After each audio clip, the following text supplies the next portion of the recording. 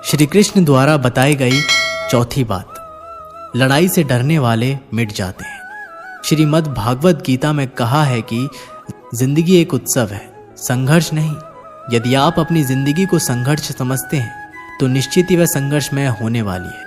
हालांकि जीवन के कुछ मोर्चों पर व्यक्ति को लड़ने के लिए हमेशा तैयार रहना चाहिए। जो व्यक्ति लड़ना नहीं जानता, युद्ध उसी पर थोपा जाएगा या उसको सबसे पहले मारा जाएगा। उसी के जीवन में संघर्ष भी होगा। महाभारत में पांडवों को यह बात श्री कृष्ण ने अच्छे से सिखाई थी। पांडव अपने बंधुओं और भाइयों से लड़ना नहीं चाहते थे, लेकिन श्री कृष्ण ने समझाया, जब किसी मसले का हल शांतिपूर्ण किसी भी तरीके से नहीं होता तो फिर युद्ध ही एकमात्र विकल्प बच जाता है। कायर लोग युद्ध से पीछे हटते हैं, इसलिए अपनी चीजों को हासिल करने के लिए कई बार युद्ध करना पड़ता है और अपने अधिकारों के लिए कई बार लड़ना पड़ता है। जब व्यक्ति हमेशा लड़ाई के लिए तैयार रहता है, लड़ाई उस पर कभी भी थोपी नहीं जाती।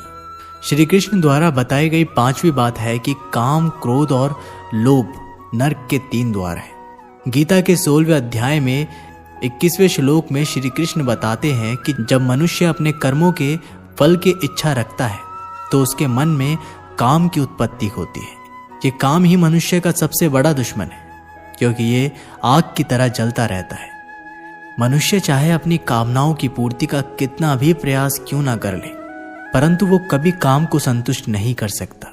और जब कामनाओं की पूर्ति नहीं होती तो क्रोध पैदा होता है, और क्रोध के आवेग में आकर मनुष्य अपनी गलतियां करता है, जो उसे और नीचे ढकेलती है। काम की उत्पत्ति का एक कारण लोभ भी है, क्योंकि मनुष्य अगर उतने से संतोष कर ले जितना उसके पास है, अगर वो अपनी इच्छाओं को कम कर दे तो अपने शत्रु काम पर विजय पा सकता है। इसलिए दोस्तों, सबसे पहले तो जीवन में संतोष रखना चाहिए।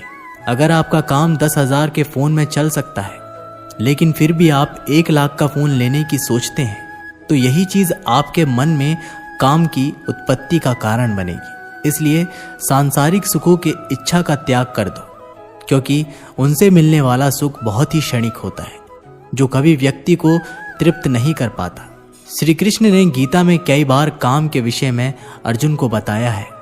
3रे अध्याय के 40वें श्लोक में श्री कृष्ण बताते हैं कि इंद्रियों और मन की काम का जन्म स्थल है। इसलिए अगर काम रूपी इस दुश्मन को हराना है तो अपनी इंद्रियों को वश में करना सीखो और उन्हें भगवान में लगाओ। तो दोस्तों, ये थी श्री कृष्ण द्वारा बताई गई 5 बातें, जो श्रीमद् भागवत गीता में स्पष्ट रूप से लिखी गई है। एक समय की बात है, अफ्रीका महाद्वीप में हीरो की कई खानों की खोज हो चुकी थी, जहां से बहुतायत में हीरे प्राप्त हुए थे।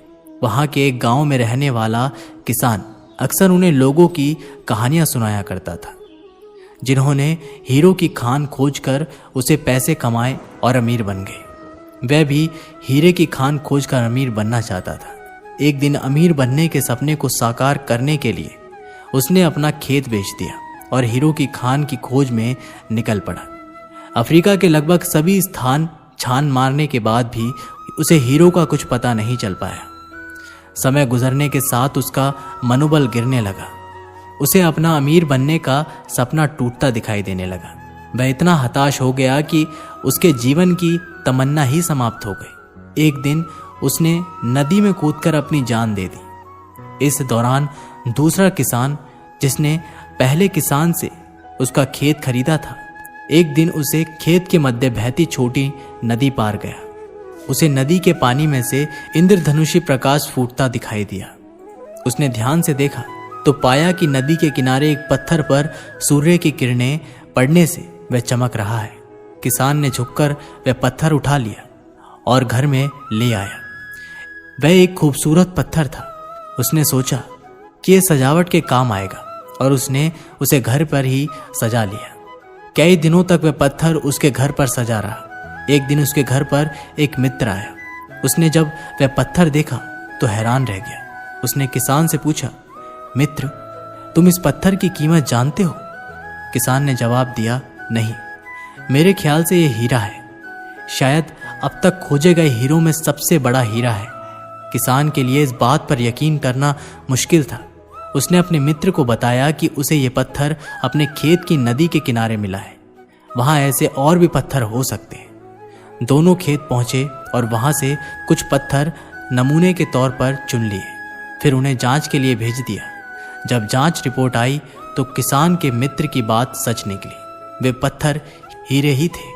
उस खेत में हीरो का भंडार था।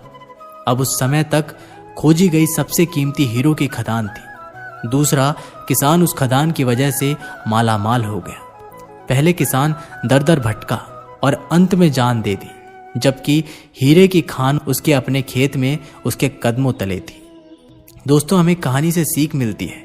इस कहानी में हीरे पहले किसान के कदमों तले ही थे, लेकिन वह उन्हें पहचान नहीं पाया और उनकी खोज में भटकता रहा। ठीक वैसे ही हम भी सफलता प्राप्ति के लिए अच्छे अवसरों की तलाश में भटकते रहते हैं। हम उन अवसरों को पहचान नहीं पाते या पहचान कर भी महत्व नहीं देते जो हमारे आसपास ही छुपे रहते हैं। जीवन में सफल होना है तो आवश्यकता है बुद्धिमानी और परख से उन अवसरों को पहचानने की और धैर्य से अनवरत कार्य करने की। सफलता निश्चित ही है। दोस्तों, ये वीडियो यहीं पर समाप्त होती है। आशा करते हैं कि आपने इस वीडियो से बहुत कुछ सीखा होगा। मिलते एक नई वीडियो के माध्यम से, तब तक के लिए अपना ख्याल रखिएगा। बहुत बहुत धन्यवाद। जय श्री कृष्णा।